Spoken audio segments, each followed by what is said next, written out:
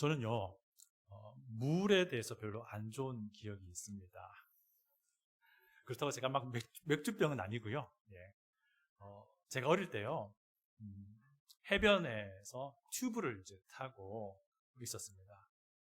제 키보다 조금 깊은 곳이었던 걸로 기억을 하는데요. 갑자기 큰 파도가 밀려와가지고요, 튜브가 완전히 뒤집어져 버렸습니다. 그래서 짠 물을 막 코로, 눈으로, 귀로, 막 입으로 막 들이마시니까 정신을 못 차리겠더라고요. 그때부터 저는 물이 두렵습니다. 그래서 제가 있잖아요, 좀 살다가 이거 좀 안 되겠다 싶어서 대학생 때에 대구 YMCA에서 여는 수영 클래스를 듣기로 했어요. 물 좀 두려움 좀 이겨 보이려고요. 근데 이제 한 줄 정도 배우는데 저에게 치명적인 문제가 있다는 걸 알았습니다. 뭐냐면요, 제 물속으로 들어갈 때 이렇게 엎드려 들어가잖아요. 제 뒤통수가 물에 잠기는 시점부터는 제 코로 호흡이 안 빠져나오는 거예요. 뒤통수가 조금 들리면 잘 빠져나와요. 근데 조금이라도 들어가면은 안 나와요. 그래서 안타깝지만 수영 배우기를 포기한 그런 슬픈 사연을 가지고 있답니다. 그리고 제가 있잖아요, 아들 이제 놓고 지켜보면서 아들들이 속으로 좀 수영을 배우면 좋겠는데 이런 마음이 있었는데 하나하나 배우더라고요. 그럼 제가 슬쩍 물어봤어요. 야, 너 물속에서 코로 이렇게 숨이 나오더냐 하니까 다 나온대요. 얼마나 감사하죠. 여러분, 물에 빠진 사람 본 적 있으시죠? 물에 빠진 사람 저도 한 2번 봤는데요, 진짜 온갖 안간힘을 쓰면서 허우적허우적거립니다. 홀로 막 죽음과 싸우고 있는 거죠. 그렇죠? 허우적거릴 때 그 쓰는 힘이요, 완전 그냥 슈퍼 울트라라고 합니다. 초인간적인 힘을 쓴대요. 그때만큼은. 그래서 경험 있는 사람이라면 그 물에 빠진 사람을 이제 보잖아요. 그러면 허우적거릴 힘이 다 빠질 때까지 기다렸다가 건져내야 돼요. 동네 어르신들이 그런 말씀 하시더라고요. 그래야지 둘 다 안전하다고요. 힘이 다 빠져가지고 자기 힘으로는 어떻게 할 수 없는 그런 처지에 내몰릴 그때가 구조받기에 좋은 때라고 하는 겁니다. 여러분, 이 이야기 들으면서 영적인 인사이트가 확 떠오르지 않습니까? 우리의 믿음의 원리도 이와 똑같다는 겁니다. 우리의 믿음의 원리도 이와 똑같습니다. 생각해 보세요. 우리가 구원 얻게 되었을 때, 하나님의 그 큰 은혜를 처음 경험하게 되었을 때, 그때를 한번 생각해 보세요. 하나님이 어떤 우리를 구원하셨습니까? 우리를 어떻게 만드셨습니까? 하나님은요, 내 능력, 내 좋은 성품, 내 재능, 내 열심, 내가 가진 모든 것들이 다 하나님의 구원에 이르기에는 무력하고 쓸모없는 것으로 여기게 하셨습니다. 동감이 안 되시나요? 예, 맞습니다. 우리가 이렇게 찬송 불렀잖아요. 보소서 주님 나의 마음을 선한 것 하나 없습니다. 선한 것 하나 없습니다. 또 이 노래도 불렀습니다. 하나님의 은혜로 있을 때 없는 자 왜 구속하여 주는지 난 알 수 없도다. 쓸데없지 이거예요. 여러분, 하나님 우리를 구원하실 때요, 내 안에 선한 것이 하나도 없다는 것을 알게 하셨어요. 내가 가진 능력, 명예, 부, 내 노력과 수고로 일구어낸 것들, 하나님 앞에 선한 것 하나 없다. 하나님 그거 절대로 선하게 여기지 않는다라는 것을 우리로 하여금 알게 하신 겁니다. 내 안에 선한 것 하나 없다라고 인정하게 되었을 그때에 우리는 예수님의 십자가가 나에게 유일한 소망이고 나에게 유일한 구원의 길 되심을 알게 된 겁니다.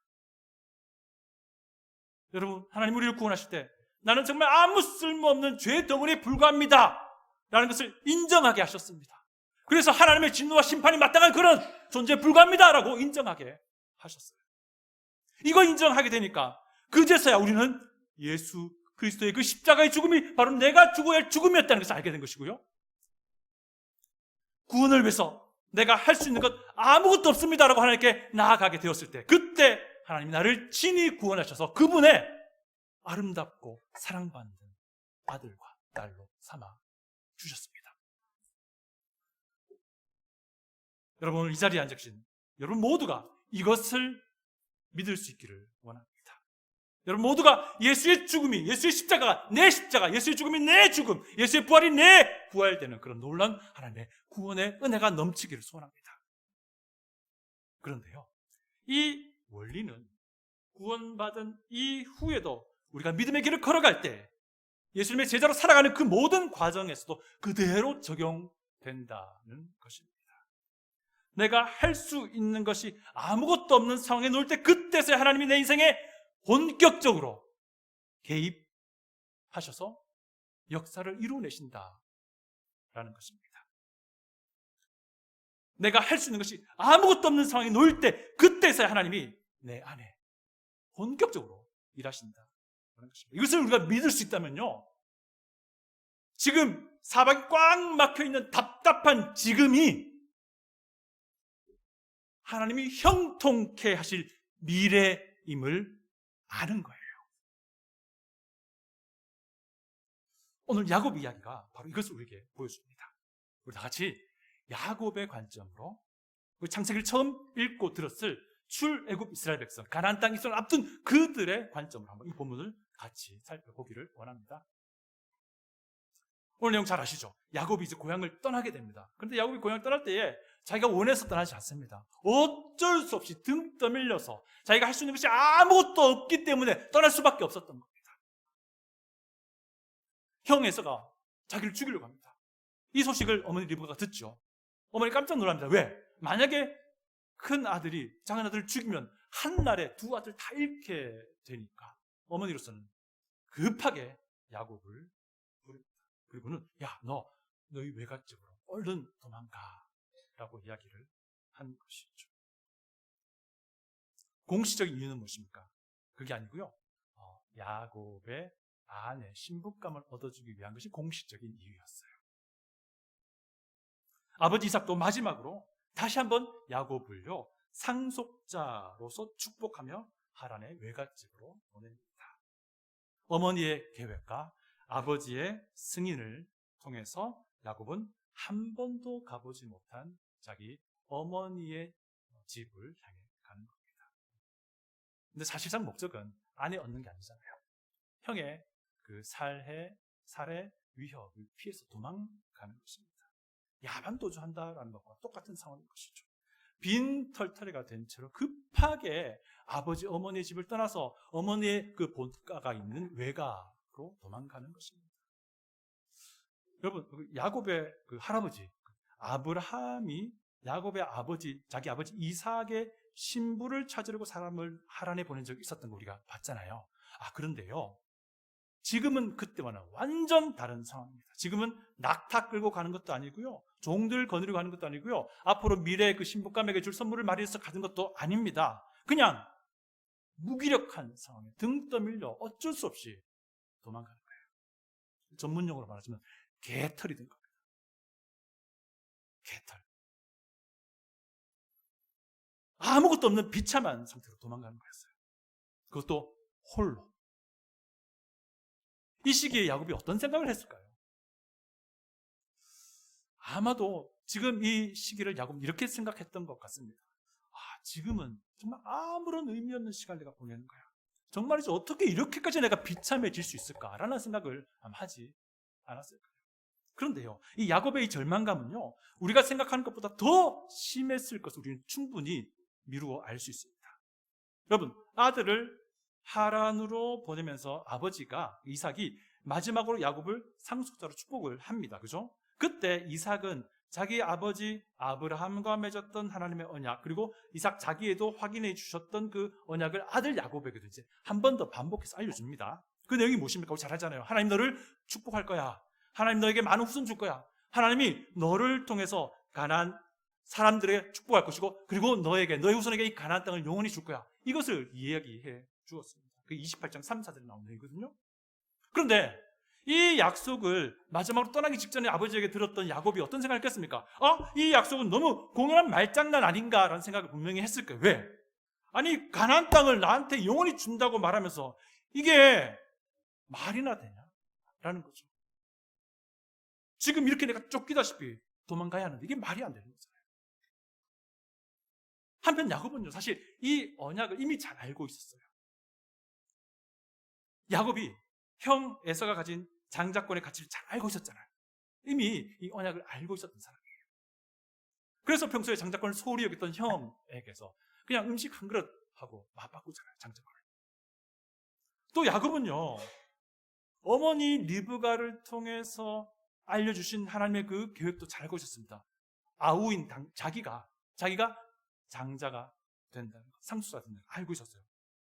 그래서 아버지 이삭이 형 에서를 상속자로 축복하려고 했을 때에 야곱은 어머니 리브가와 공짝이 되어서 속임수를 써서라도 기어이 아버지에게서 상속자로 축복을 받아낸 거였습니다. 그런데요, 그렇게 자기 딴에는 최선을 다해서 하나님의 계획에 부합하도록 노력했는데도 불구하고 상속자로서 받을 보호는 없었던 거예요.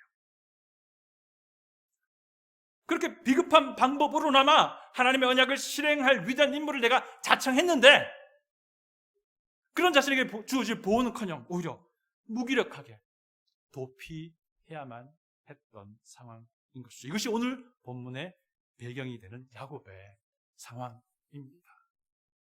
그런데 우리는 알잖아요. 비록 개털이 되어버린 야곱이지만, 빈털터리가 되어버린 야곱이지만, 세상 무기력한 처지에 내버려진 야곱이긴 하지만 하나님이 이제부터 개입하기 시작한다고 우리가 알고 있습니다. 또 우리는 압니다. 출애굽해서 40년 광야 떠들다가 가나안 땅 입성을 앞둔 그 사람들, 이스라엘 백성들. 그런데 그들 앞에는 가나안에 잘 훈련된 이미 살고 있는 민족들이 있습니다. 그 앞에서 그들이 정말 무기력했습니다. 그러나 우리는 잘 압니다. 그렇게 출애굽 이스라엘 백성들, 가나안 땅 앞에까지 내몰려버린 그들을 하나님이 어떻게 하십니까? 요단강을 건널 때 발에 물 한 방울 묻히지 않고 건너게 하십니다. 그리고 여리고에서 그 기적 같은 승리를 주시는 거예요. 이런 하나님이라면 지금 예수 그리스도를 통해서 하나님의 새 언약 백성 된 우리에게도 마찬가지라는 것은 너무나도 확실한 겁니다. 개털된 나에게, 내가 할 수 있는 것이 아무것도 없는 상황에 놓인 나에게 하나님은 개입하실 것입니다. 그리고 무언가 놀라운 이야기를 내 인생의 일기장에 써내려 가실 거라는 거죠. 여러분, 하나님 만들어 가실 그 이야기는요, 눈물 콧물말 짜내는 휴먼 다큐멘터리가 아니에요. 하나님이 써내려갈 그것은요, 하나님의 기적이 만들어내는 디바인 다큐멘터리가 될 거예요. 그리스도인 우리는 바로 이걸 아는 겁니다. 하란까지 약 650마일 거리라고 우리가 살펴봤습니다. 그리고 낙타를 타고 갈 경우에 쉬지 않고 간다면 약 2주 걸리는 거리입니다. 제가 찾아보니까요, 건강한 남성이 걸어서 가게 되면은 그 며칠 계속 걸어서 여행하게 되면 하루에 한 15마일에서 20마일 정도가 적당하다고 들었어요. 야곱은 홀로 걸어가잖아요. 그래서 약 한 달 반 정도 되는 거리를 쉬지 않고 걸어야 돼요. 야곱은 드디어 떠납니다. 그리고 브엘세바를 떠나서 한 5일 정도 걸어갔던 것 같습니다. 그 거리가 계산해볼까? 약 70마일 정도 돼요. 이때를 우리 본문은 한 곳에 이르러 해가 진지라라고 묘사를 하고 있습니다. 요 며칠 동안 그랬던 것처럼 야곱은요, 야외에 그냥 눕습니다. 그런 돌을 베개 삼아 눕습니다. 어쩌면 이 돌은 유사시에 자기를 보호할 무기로 쓰려고 했는지도 모릅니다. 그때 고대사회 정황상. 자, 그렇게 야곱은 눈을 감는데 아마 수많은 생각이 계속 스쳐 지나갔을 겁니다. 내가 왜 이 지경에 내몰려야 하나? 이 땅을 내게 준다는 것이 언약의 약속이라면 내가 왜 이 개고생하면서 이 땅을 떠나야 하느냐? 도대체 상속자를 위한 보호장치는 없단 말인가? 아무것도.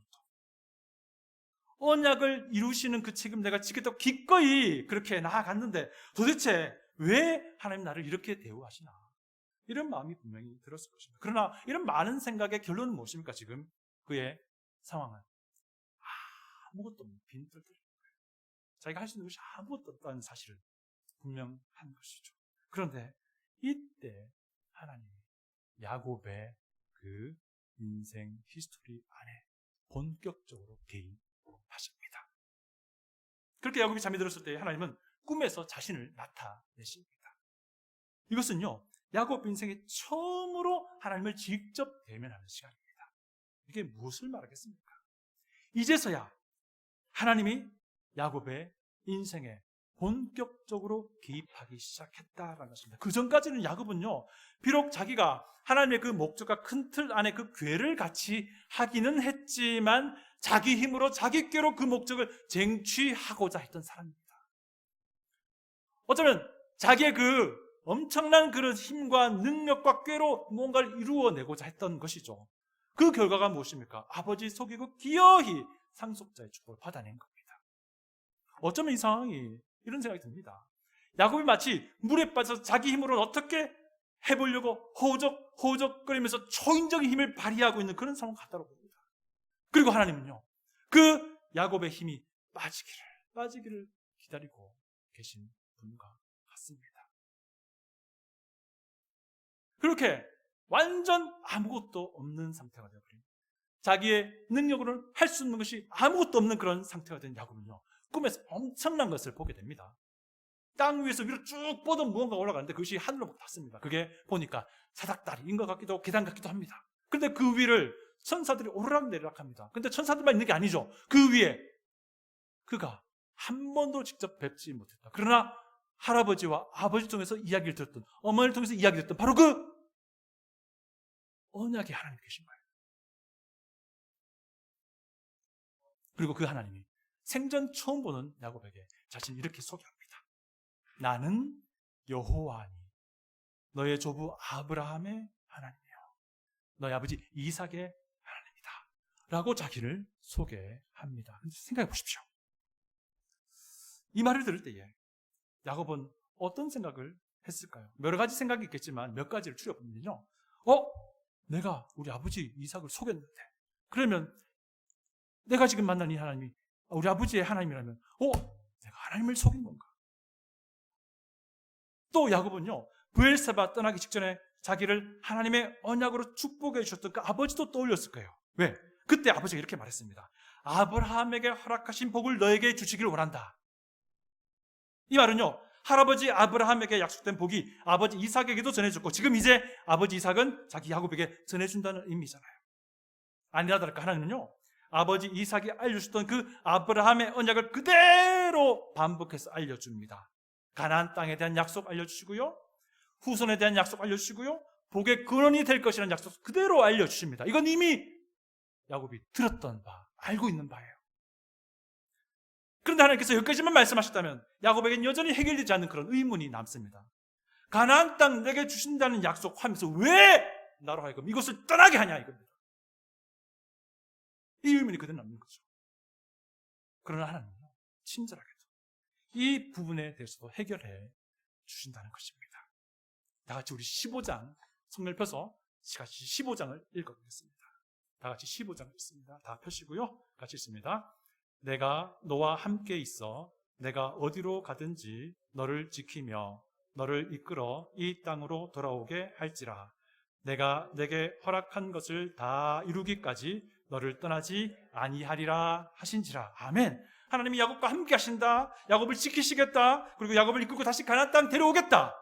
이 일을 책임지고 이루어내겠다라고 하나님이 말씀해 주십니다. 자기 힘으로는 할 수 있는 것이 아무것도 없는 상황에 야곱에게 하나님이 개입하시겠다는 그런 사인을 주시는 겁니다. 이것이 야곱이 생애 최초로 하나님을 직접 대면한 사건입니다. 야곱은요, 아버지 이삭에게 말씀하시던 그 하나님을 간접적으로 경험은 했었습니다. 이렇게 직접 대면하는 건 처음이죠. 아버지 이삭에게서 하나님의 언약에 들어보기도 했습니다. 하나님의 언약에 대해서. 그리고 어머니에게서 하나님의 목표가, 목적이, 계획이 무엇인 줄 들었습니다. 그런데 이것은 지금 처음인 겁니다. 저는 이것을 이렇게 이해합니다. 잠자는 야곱을 하나님이 깨우셨다라는 것입니다. 야곱에게 있어서 대각성이 일어난 시점이 바로 이 시점인데, 이때가 언제냐는 겁니까? 가장 무기력한 때에 대각성이 일어났다는 거예요. 그런데 이런 하나님을, 자기를 깨우신 하나님을 대면한 야곱의 반응은 좀 의외입니다. 굉장히 두려워합니다. 인간이요, 하나님을 대면하면 누구나 할 것 없이 두려움을 느낍니다. 여기서 우리는 거룩이라는 개념을 보게 됩니다. 거룩은 초월하심이에요. 분리되고 구분되신 말입니다. 그래서 누구라도요, 이 나와 인간과 같은 존재가 아닌 다른 존재를 경험하면요, 깜짝깜짝 놀라고 두려워하게 됩니다. 여튼 이 놀라운 존재이신 여호와 하나님, 언약의 하나님을 생애 최초로 대면한 야곱은요, 그분으로부터의 이 놀라운 약속, 보호의 약속을 받게 됩니다. 여러분, 빈털터리가 되고 개털이 되고 할 수 있는 것이 아무것도 없는 이런 상황에서 그때 하나님이 야곱의 인생에 본격적으로, 적극적으로 개입하기 시작하신 겁니다. 하나님은요, 우리의 힘이 다 빠질 때까지를 기다리신 분입니다. 하나님은요, 우리의 힘이 다 빠져서 완전 아무것도 남지 않고 나로서는 할 수 있는 것이 아무것도 없습니다라고 할 때, 그때까지, 우리가 그렇게 내몰릴 때까지 기다리신다는 겁니다. 그리고 우리가 이렇게 고백하기를 기다리고 계십니다. 내 힘으로는 할 수 있는 것이 하나도 없습니다. 내 안에 선한 것은 하나도 없습니다. 이렇게 할 때에 하나님이 우리의 상황에 개입하셔서 하나님만의 놀랍고 새로운 이야기를 내 인생 노트에 써 내려가신다는 겁니다. 하나님은요, 언약 백성인 야곱에게 그렇게 하셨고요, 하나님은 언약 백성인 출애굽 이스라엘 백성들에게 그렇게 하셨습니다. 그래서 하나님은 마찬가지로 하나님의 언약 백성인 우리에게도 그렇게 하실 것이 분명하다는 겁니다. 우리는 예수님을 우리의 구주로 믿고 고백하는 사람들입니다. 그렇게 함으로써 예수님의 그 십자가를 통해서 우리는 하나님의 새 언약 백성이 되었습니다. 그래서요, 우리도 마찬가지입니다. 하나님, 나는 할 수 있는 것이 없습니다. 하나님, 내게 아무것도 없습니다. 하나님만이 하셔야 됩니다 라고 고백할 때 하나님이 그제서야 본격적으로 개입하신다는 겁니다. 그리고 하나님은요, 나의 개인사에서 하나님만의 놀랍고 신비하고 정말 새로운 다큐멘터리를 제작해 나가실 겁니다.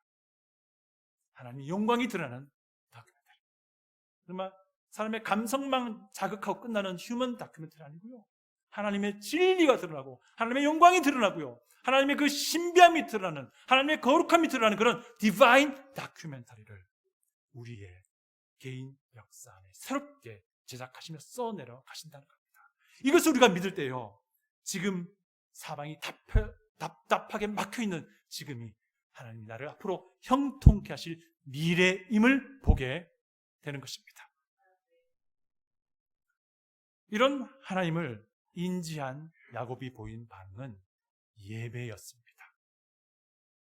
야곱은요, 어설프게나마 하나님께 예배를 드립니다. 하나님을 처음 대면한 이곳을요, 야곱은 하나님의 집이라고 여깁니다. 그리고 하늘로 통하는 문이라고 여깁니다.